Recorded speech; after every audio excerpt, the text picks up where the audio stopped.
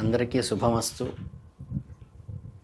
వృశ్చిక రాశి వారికి ఈ పరాభవనామ సంవత్సర నూతన ఉగాది శుభాభినందనలు. శుభమస్తు. ఈ సంవత్సరం వృశ్చిక రాశి వారి ఆదాయం 11 పాళ్ళుగాను, ఖర్చు కేవలం 5 పాళ్ళుగాను, ఆర్థిక పరంగా మీకు ఎంతో వెసులుబాటు ఉన్నట్టుగా తెలుస్తోంది.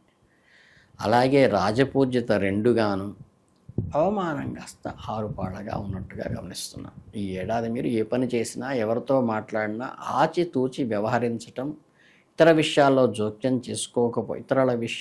జోక్యం చేసుకోకపోవటం, అన్నెసరీ ఇంటర్ఫీరెన్స్ వద్దు. ఇక ఈ గ్రహ సంచారాన్ని కనుక పరిశీలిస్తే, గురువు జూన్ 1 వరకు అష్టమ స్థానంలోనూ, తదుపరి అక్టోబర్ 30 వరకు నవమ స్థానంలోను అంటే భాగ్యస్థానంలోను, ఆ తర్వాత ఫిబ్రవరి 24 వరకు 10వ ఇంటి దశస్థానంలోను, తిరిగి సంవత్సరాంతం వరకు 9వ ఇంట్లోనూ సంచరిస్తున్నాడు. శనీశ్వరుడు సంవత్సరం అంతా కూడా 5వ ఇంట్లో పంచమ స్థానంలో ఉంటున్నాడు. రాహు అక్టోబర్ 1 నుండి 4వ ఇంటిలోను, కేతు 10వ ఇంటిలో ఉండి తర్వాత రాహు 3వ ఇంటికి, కేతు 9వ ఇంటికి మారుతారు. ఈ గ్రహస్థితుల ఆధారంగా చూస్తే ఈ సంవత్సరం అన్ని రంగాల వారికి తిరుగులేని విధంగా ఉంటుందని చెప్పవచ్చు. వృత్తి వ్యాపారాల్లో కూడా వృద్ధి ఉంటుంది. ముఖ్యంగా ఆర్థిక పరిస్థితి ఎంతో బాగుంటుంది. ధనాన్ని సర్ప్లస్గా వస్తుంది. దాన్ని అన్నెసరీగా వేస్ట్ చేయకుండా మీరు ప్రిజర్వ్ చేయటం మంచిది. ఇక రాజకీయ నాయకుల విషయానికి వస్తే ఈ సంవత్సరం మిశ్రమ ఫలితాలను కలిగి ఉంటాయి. ప్రజల నుంచి నిందలు ఎదురైనప్పటికీ ధనలాభం పుట్టిగా ఉంటుంది. మీ పార్టీకి ఎదుగుదలకి, గ్రోత్కి ఉపయోగపడుతుంది. ఉన్నత ఉద్యోగస్తులకి స్థానచలనము, ప్రమోషన్లు కూడా పొందే విషయంగా ఉంది. సామాన్య ఉద్యోగులకు కుటుంబ సమస్యలన్నీ తొలగిపోతాయి. యత్న కార్యసిద్ధి కలుగుతుంది.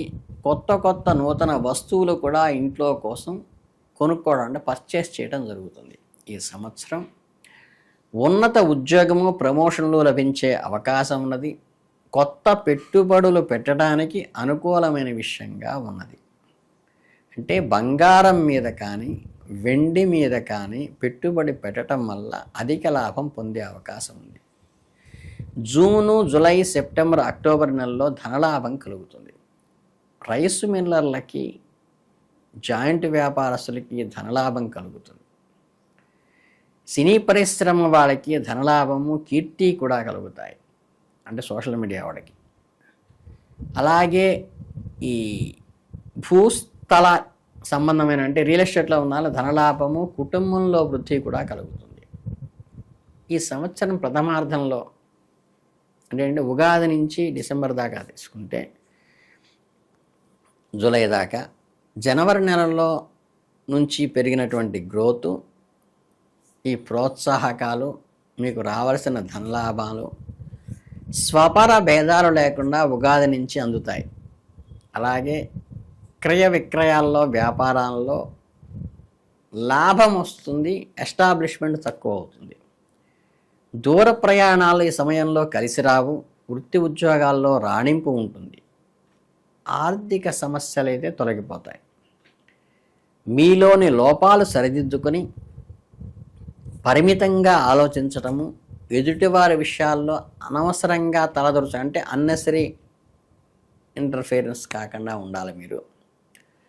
అలాగే మార్చి నెలలో కూడా రుణాలన్నీ తొలగిపోతాయి.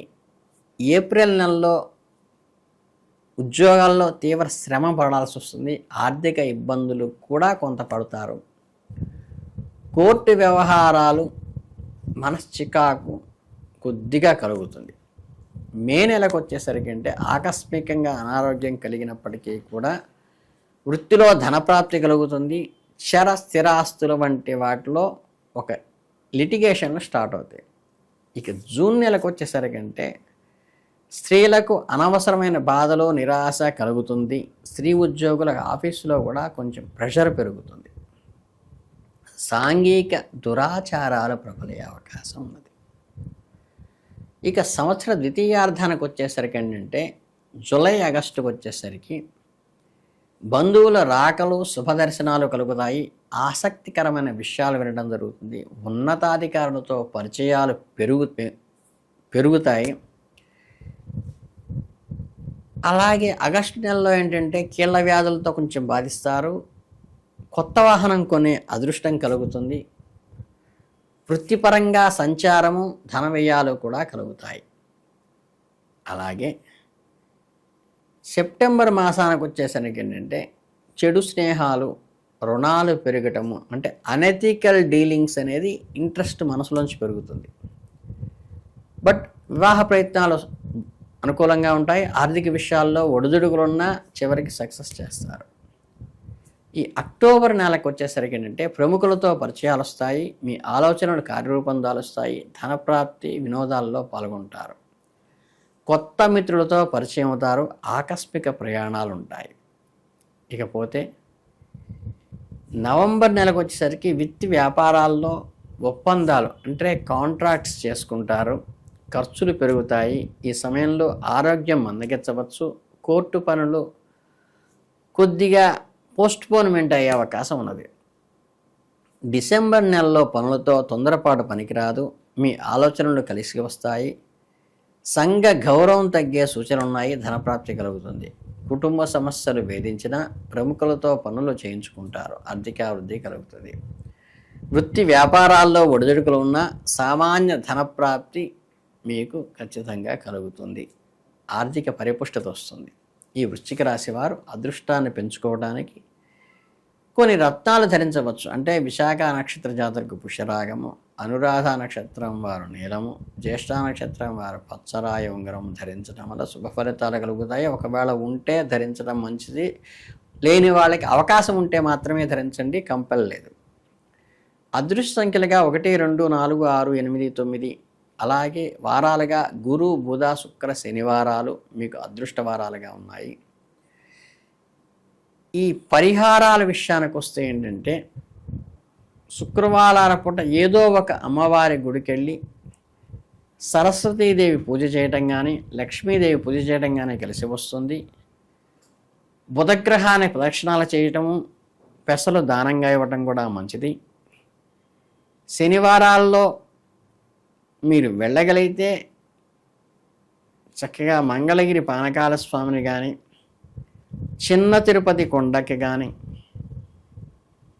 వెళ్ళి మీరు స్వామివారికి తలనీలాలు ఇచ్చడం లాంటివి చేస్తే చాలా శ్రేయస్కరము.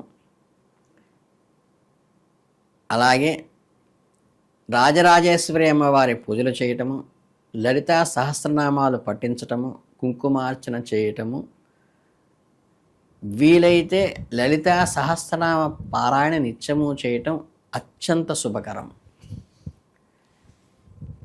సూర్యుడికి శ్వేతార్కంతో అర్చించటము, చక్కగా సూర్య నమస్కారాలు సూర్యోదయ వేళకి చేయటము చాలా శుభ ఫలితాలను ఇస్తాయి. సూర్యుడికి అర్ఘ్యం ఇవ్వటం కూడా శుభ ఫలితాలను ఇస్తుంది.